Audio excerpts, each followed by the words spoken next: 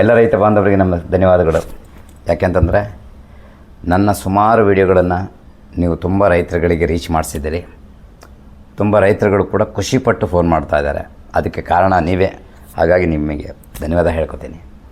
ಮೊನ್ನೆ ಒಂದು ಕೊನೆಯ ವಿಡಿಯೋ ಗೋಕೃಪಾಮೃತ ಬಳಸಿ ವೈಜ್ಞಾನಿಕ ಪದ್ಧತಿಯನ್ನು ಅಳವಡಿಸ್ಕೊಂಡು ಬಳಸಿ 10 ಗೊನೆ ತಗೊಳ್ಳಿ ಅಂತ ಹೇಳಿದ್ದೆ. ಇದಕ್ಕೆ ತುಂಬ ಜನ ಫೋನ್ ಮಾಡಿದರು, ನಮಗೆ ಇನ್ನೂ ಸರಿಯಾಗಿ ಅರ್ಥ ಆಗಿಲ್ಲ ಇದು ಅಂಥೇಳಿ. ಇದನ್ನು ಇನ್ನೂ ಸ್ವಲ್ಪ ಅರ್ಥ ಮಾಡಿಸೋ ರೀತಿಯಲ್ಲಿ ಇದು ಹೇಳ್ತಾ ಇದ್ದೀನಿ. ಇವತ್ತು ಕೊಡ್ತಾ ಇರೋ ವಿಷಯ ಏನಪ್ಪ ಅಂದರೆ, ಇಲ್ಲಿವರೆಗೆ ಯಾವುದೇ ಸೋಷಿಯಲ್ ಮೀಡಿಯಾಗಳಲ್ಲಿ ಕೂಡ ಇದನ್ನು ಹೇಳೇ ಇರಬಾರ್ದು. 8ರಿಂದ 10 ಗೊನೆ ಬರುವ ನಿಜವಾದ ಪರ್ಫೆಕ್ಟ್ ಸೀಕ್ರೆಟ್ ಏನು? ಸೀಕ್ರೆಟ್ ಅಲ್ಲ, ಅದು ಓಪನ್ನು. ನಾವು ಅದನ್ನು ತಿಳ್ಕೊಳಕ್ಕೆ ಹೋಗಿಲ್ಲ. ತುಂಬ ಜನ ತಿಳ್ಕೊಂಡಿದ್ದಾರೆ. ತುಂಬ ಜನ ರೈತರು ತುಂಬ ಜ್ಞಾನಿಗಳಿದ್ದಾರೆ. ಅಂದರೆ ಅವರಿಗೆಲ್ಲ ನಿಜವಾಗಿ ಸಲ್ಯೂಟ್. ಯಾಕಂದರೆ ಅಂಥವ್ರು ರೈತರಿಂದನೇ ನಮ್ಮ ದೇಶ ಏನಾದರೂ ಒಂದು ದೊಡ್ಡ ಮಟ್ಟಕ್ಕೆ ಬರಬೇಕಾದ್ರೆ ಅದಕ್ಕೆ ರೈತರೇ ಕಾರಣ. ಮತ್ತು ರೈತರಿಗೆ ನಾವು ಕೃತಜ್ಞತೆ ಹೇಳ್ಕೊತೀವಿ. ಯಾಕಂದರೆ ಬೆಳೆಯೋರು ಬೇಕು ನಮಗೆ. ಆ ಬೆಳೆನ ಹೆಂಗೆ ಬೆಳಿಬೇಕು, ಭೂಮಿನ ಹೆಂಗೆ ಸರಿ ಮಾಡ್ಕೋಬೇಕು ಅಂಥೇಳಿ ಇಲ್ಲಿವರೆಗೂ ಯಾರು ಹೇಳಿರೋದ ಮಾಹಿತಿ ಅಂತ ಹೇಳಿದೆ. ಎಲ್ಲ ಹೇಳಿರೋ ಮಾಹಿತಿನೇ. ಯಾರು ಎಂಥವ್ರು ಹೇಳಿದ್ದಾರೆ? ಋಷಿಮುನಿಗಳು ತಾಳೆಗರಿಯಲ್ಲಿ ಬರೆದಿರುವಂಥ ವಿಷಯ.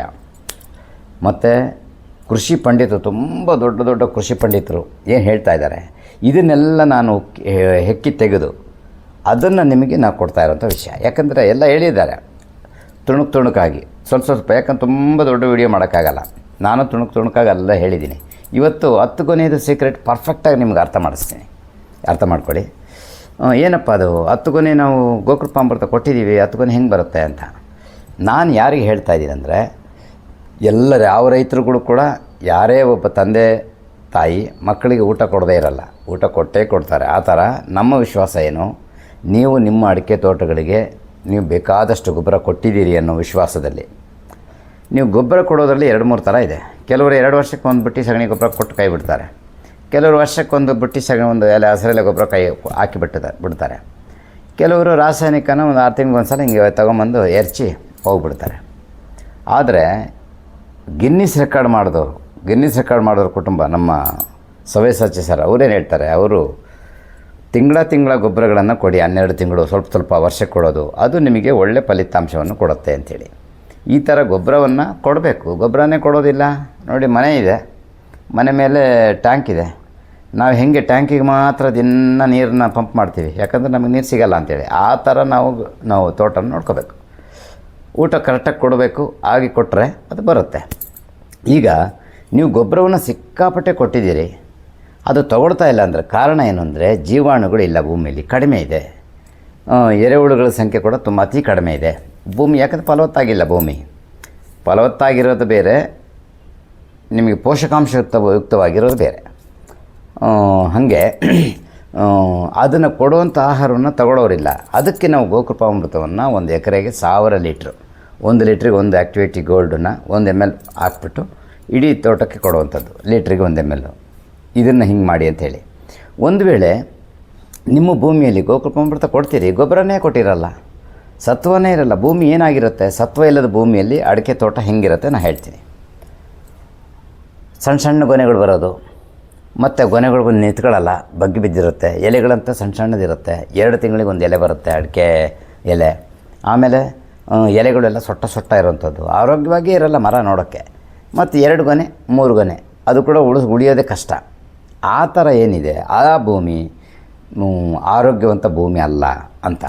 ರಾಸಾಯನಿಕ ಮಿತಿಮೀರಿ ರಾಸಾಯನಿಕವನ್ನು ಯಾರು ಕೊಟ್ಟಿದ್ದಾರೆ ಅವೈಜ್ಞಾನಿಕ ಪದ್ಧತಿಯಲ್ಲಿ, ಆ ಭೂಮಿಯಲ್ಲಿ ಜೀವಾಣುಗಳು ಸರ್ವನಾಶ ಆಗಿರುತ್ತೆ ಅಂಥೇಳಿ ದೊಡ್ಡ ಕೃಷಿ ಪಂಡಿತರು ಹೇಳ್ತಾರೆ. ಈ ಭೂಮಿನ ಮತ್ತೆ ಸರಿ ಮಾಡ್ಕೋಬೋದಾ? 100ಕ್ಕೆ 100 ಸರಿ ಮಾಡ್ಕೋಬೋದು.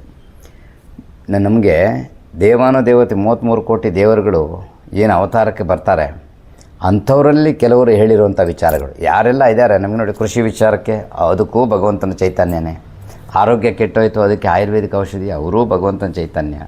ಈ ನಮ್ಮ ಮಣ್ಣನ್ನು ಹೇಗೆ ಸರಿ ಮಾಡ್ಕೊಳ್ಬೇಕು ಅಂಥೇಳಿ ಖಂಡಿತ ಬೇಕಾದಷ್ಟು ಜನ ಹೇಳಿದ್ದಾರೆ, ಇಲ್ಲ ಅಂತಿಲ್ಲ. ಇದನ್ನು ನಾವು ಅಳವಡಿಸ್ಕೋಬೇಕು.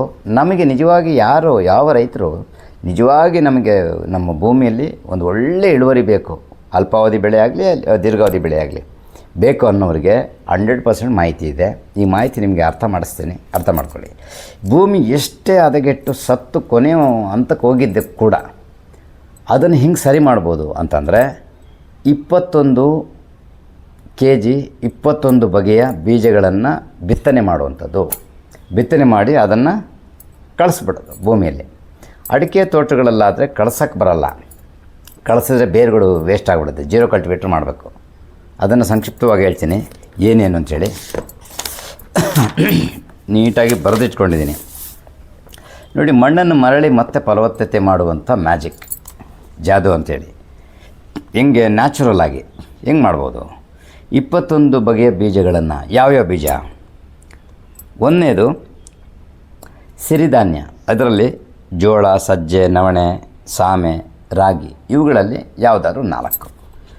ನೆಕ್ಸ್ಟು ಹೆಸರು, ದ್ವಿದಳ ಧಾನ್ಯದಲ್ಲಿ ಹೆಸರು, ಉದ್ದು, ಅಲಸಂದೆ, ಹುರುಳಿ, ತೊಗರಿ, ಕಾಡು ಹೆಸರು, ಇದರಲ್ಲಿ ಯಾವುದಾದ್ರು 4 ತೊಗೋಬೋದು.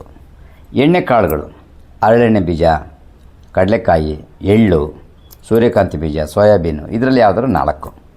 ಸಾಂಬಾರು ಪದಾರ್ಥದ ಬೀಜಗಳು, ಸಾಸಿವೆ, ಸೋಂಪು, ಕೊತ್ತಂಬರಿ, ಮೆಂತ್ಯ, ಇದು. ಮತ್ತು ಹಸಿರೆಲೆ ಗೊಬ್ಬರ, ಡಯಂಚ, ಸೆಣಬು, ಕೊಳಂಜೆ, ಅಗಸೆ ಮತ್ತು ಸಸ್ವೇನಿಯಾ ಅಂಥೇಳಿ, ಇದನ್ನು 4 ಥರದ್ದು ತೊಗೊಳ್ಬೇಕು. ಮತ್ತು ಇದಿಷ್ಟು ಈ ಬೀಜ ಅಂತ ಹೇಳಿದ್ವಲ್ಲ, ನೀವು ಬೇಕಾದರೂ ಜೆಮಿನಿ ಆ್ಯಪಲ್ಲಿ ಹೋಗಿ ನೋಡಿ, ಜೆಮಿನಿ ಅಥವಾ ನಿಮ್ಮ ವಾಟ್ಸಪ್ ಯೂಟ್ಯೂಬ್ಗಳಲ್ಲಿ ನೋಡಿ, ಒಂದೊಂದು ಬೀಜಗಳಲ್ಲಿ ಕೂಡ ಏನೇನು ಶಕ್ತಿ ಇದೆ ಅಂತ ನೋಡಬೇಕು. ಪ್ರತಿ ಬೀಜ ನಿಜವಾಗಿ ಕೃಷಿ ನನಗೆ ಇಷ್ಟ ಇದೆ, ನನಗೆ ಇಳುವರಿ ಬೇಕು, ನನ್ನ ತೋಟ ಚೆನ್ನಾಗಿ ಆಗಬೇಕು, ಭೂಮಿ ಸರಿಯಾಗಬೇಕಾದ್ರೆ ಇದು ನಾನೇನು ಹೇಳಿದೆ ಅದರಲ್ಲಿ ಎಷ್ಟು ಶಕ್ತಿ ಇದೆ ಅಂತಾರೆ. ಇಡೀ ಜಗತ್ತಿನಲ್ಲಿ ಯಾರು ಕೂಡ ಇಷ್ಟು ಪವರ್ಫುಲ್ ಗೊಬ್ಬರ ಕೊಡೋಕ್ಕೆ ಸಾಧ್ಯನೇ ಇಲ್ಲ, ಇಡೀ ಪ್ರಪಂಚದಲ್ಲೇ ಕೊಡೋಕ್ಕೆ ಸಾಧ್ಯ ಇಲ್ಲ. ನಮ್ಮ ಕೈಯಲ್ಲೇ ಇದೆ. ಅದನ್ನು ನಾವೇನು ಮಾಡಬೇಕು, ಈ ಬೀಜಗಳನ್ನೆಲ್ಲ 21 kg 21 ಥರದ್ದು ಎಲ್ಲ ಕಡೆ ಬೀಜ ಬಿತ್ತನೆ ಮಾಡಬೇಕು. ಬಿತ್ತನೆ ಮಾಡಿಬಿಟ್ಟು 45 ದಿನದಲ್ಲಿ ಹೆಚ್ಚಿನ ಅಂಶ ಹೂ ಬರುತ್ತೆ. ಆ ಟೈಮಲ್ಲಿ ಪೂರ್ತಿ ಅದನ್ನು ಜೀರೋ ಕಲ್ಟಿವೇಟ್ರ್ ಹೊಡೆದ್ಬಿಡುತ್ತೆ, ಅಡಿಕೆ ತೋಟ ಆದರೆ. ಇದೇ ನಿಮ್ಮ ಅಲ್ಪಾವಧಿ ಬೆಳೆಗಳು ಅಂತಾದರೆ, ಅದು ತೋಟ ಆದರೆ ಕಷ್ಟ. ಇದೇ ನಿಮ್ಮ ಗದ್ದೆಗಳಲ್ಲಾದರೆ ಆರಾಮಾಗಿ ಇದನ್ನು ಹಾಕಿ ಚೆನ್ನಾಗಿ ನೀರು ಹಾಕಿ ಬೇಕಾದರೆ ಕಲ್ಟಿವೇಟ್ರ್ ಟ್ಯಾಕ್ಟ್ರಲ್ಲಿ ಇದು ಮಿಕ್ಸ್ ಮಾಡ್ಬೋದು. ಒಂದು 90 ದಿನದಲ್ಲಿ ಭೂಮಿ ಅದ್ಭುತ ಆಗುತ್ತೆ. ನೀವು ಏನೇ ಬೆಳೆ ಬೆಳೆದ್ರೂ ಕೂಡ ಮುಂಚೆ ಏನು ಬೆಳೆದ್ರಿ ಅದಕ್ಕಿಂತ ಅತ್ಯದ್ಭುತವಾದ ಬೆಳೆನ ಬೆಳಿತೀರಿ, ಭೂಮಿಯನ್ನು ಉಳಿಸ್ಕೋತೀವಿ. ಇದನ್ನು ನೀವು ಮಾಡಿ, ಇದನ್ನು ಮಾಡಿಬಿಟ್ಟು ಆಮೇಲೆ ನಾವು ಗೋಕೃಪಾಮೃತ ಕೊಡಬೇಕು. ಆವಾಗ ಏನಾಗುತ್ತೆ, ಗೋಕೃಪಾಮೃತ ತಿಂಗಳಿಗೆ ಒಂದು ಸಲ ಕೊಡಬೇಕು, ಕೊಡಬೇಕು. ಕೊಟ್ಟಾಗ ನಿಮಗೆ ಒಂದು ಒಳ್ಳೆ ಇಳುವರಿ ಬರುವಂಥದ್ದು. ಗೋಕೃಪಾಮೃತ ಅಂದರೆ ಏನು, ಗೊಬ್ಬರ ಅಲ್ಲ, ಸ್ವಲ್ಪ ಪ್ರಮಾಣದಲ್ಲಿ ಏನೋ ಇರ್ಬೋದು. ಆದರೆ ಇರೋ ಗೊಬ್ಬರಗಳನ್ನು ಅದು ಸರಿಯಾಗಿ ಡೈಜೆಸ್ಟ್ ಮಾಡುತ್ತೆ, ಮಾಡಿ ಕೊಡುವಂಥದ್ದು. ಈ ಥರ ನೋಡಿ, 6 ತಿಂಗಳಿಗೆ, ವರ್ಷಕ್ಕೆ ಒಂದು ಸಲ ಇದನ್ನು ಮಾಡಿದರೆ, ನಾವು ವರ್ಷಕ್ಕೆ ಒಂದು ಸಲ ಈ ಥರ ಮಾಡಿದರೆ ಭೂಮಿ ನ್ಯಾಚುರಲ್ ಆಗಿರುತ್ತೆ. ನೀವು ಏನು ಬೆಳೆ ಬೆಳೆದ್ರೂ ಕೂಡ, ಕೆಲವರೇ ಹೇಳ್ತಾರೆ ನೋಡಿ, ಭೂಮಿಯಲ್ಲಿ ನಮ್ಮ 1 ಎಕರೆಯಲ್ಲಿ 2 ಲಕ್ಷ ಆದಾಯ, 3 ಲಕ್ಷ ಆದಾಯ, 1 ಲಕ್ಷ ಆದಾಯ ತಿಂಗಳಿಗೆ ಅಂತ ಹೇಳ್ತಾರೆ. ಅದೆಲ್ಲ ಹೆಂಗೆ ಸಾಧ್ಯ ಅಂದರೆ, ಭೂಮಿ ಸರಿ ಇದ್ದಾಗ 100% ಆಗುತ್ತೆ, 100ಕ್ಕೆ 100. ಈ ಒಂದು ರೀತಿನ ನೀವು ಅನುಸರಿಸಿ, ಆವಾಗ 100% ನಿಮ್ಮ ಅಡಿಕೆ ತೋಟದಲ್ಲಿ ಒಳ್ಳೆ ಅಡಿಕೆಯನ್ನು ತಗೊಳ್ಬಹುದು.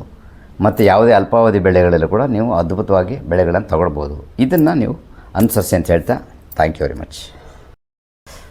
ನೀವು 45 ದಿನ ಆದಮೇಲೆ ಹೂಗಳೆಲ್ಲ ಬಂದಿರುತ್ತೆ. ಹೂಗಳೆಲ್ಲ ಬಂದಿರುವಾಗ ಅದನ್ನೆಲ್ಲ ಮಲ್ಚ್ ಮಾಡ್ತೀವಲ್ಲ, ಆವಾಗ ಮಲ್ಚೆಲ್ಲ ಮಾಡಿ ಆದಮೇಲೆ ಇದಕ್ಕೆ ಭೂಮಿಗೆ ಮ್ಯಾಕ್ಸ್ ಝೈಮ್ ಗೋಲ್ಡ್ ಅಂತೇಳಿ, ಅಲ್ಲೇ ನೀವು ಎಲ್ಲಿರ್ತೀರೋ ಅಲ್ಲೇ ಸಿಗುತ್ತೆ. ಒಂದು ಅರ್ಧ ಲೀಟ್ರ್ ತೊಗೊಂಡು ಇಡೀ ಭೂಮಿಗೆ 1 ಎಕರೆ, ಈ ಅಡಿಕೆಗಾದರೆ 1 ಲೀಟ್ರ್ ಬಳಸ್ರಿ. ಈ ಅಲ್ಪಾವಧಿ ಬೆಳೆಗಳಿಗಾದರೆ ಅರ್ಧ ಲೀಟ್ರನ್ನ ಇದರೊಟ್ಟಿಗೆ ಬೆಳೆಸಿ. ಅದ್ಭುತ, ಭೂಮಿ ಅಂತೂ ಅದ್ಭುತವಾಗಿ ಆಗುತ್ತೆ. ಏನೇ ಪ್ರಶ್ನೆ ಇದ್ದರೂ ಕೂಡ ಫೋನ್ ಮಾಡಿ. Thank you.